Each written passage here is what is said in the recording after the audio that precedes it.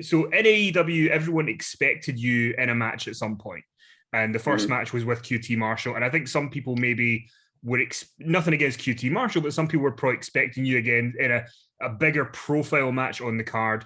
Was there a mindset behind you starting off with you and QT and sort of maybe building something else?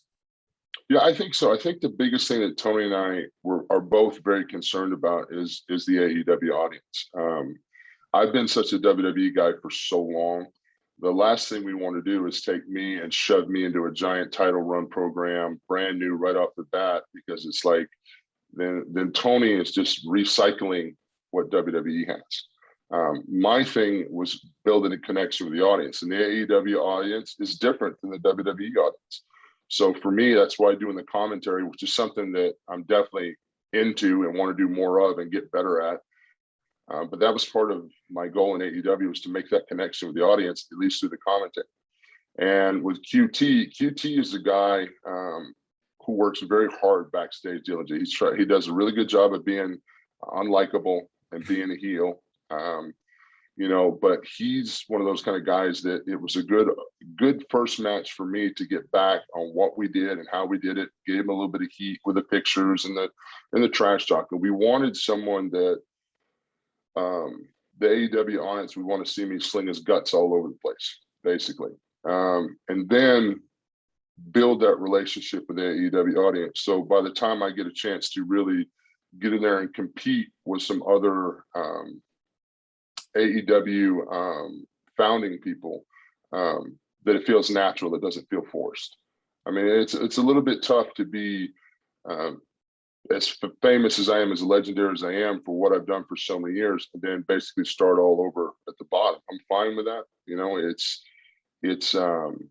It's actually part of the journey, I think, and that's the integrity of rebuilding the Paul Wight brand, introducing him to the AEW audience as a new character. Some of the stuff you love, there's the chops and the choke slams and the knockout punch, and there's some of that stuff that you love and that you will always see. But also introducing them to me and being accepted into that family. So QT was a great start. Where we're going with everything now is continuing to build that relationship with the AEW audience and get them to trust in me too. Because let's face it, I mean, my career, it's like, I was like a schizophrenic giant. I had heel face turns sometimes during a match 3 or 4 times. So, I used to have to ask Vince, I said, am I smiling or frowning going down the ramp? Because I didn't know if I was a heel or face or not. So building that consistency with the audience has been very, very crucial, I think, for my relationship with the AEW fans. Make sure that they get something that they want to see, make sure that they're excited about it and looking forward to it. So on one instance, and it's no knock to QT Marshall at all, but QT is not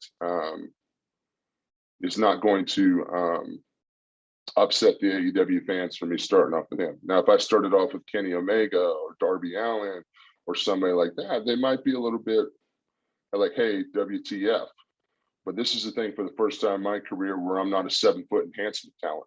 I mean, I think, talking to Tony, we were, because Tony's very keyed up on keeping track of win losses and stuff like that, which to me is a little bit different philosophy. Because I mean, God, I might have won like 12 or 13 matches in the past 10 years. You know what I mean? So for the chance now to go out and be a giant and be an attraction and work like I look, it's a new opportunity.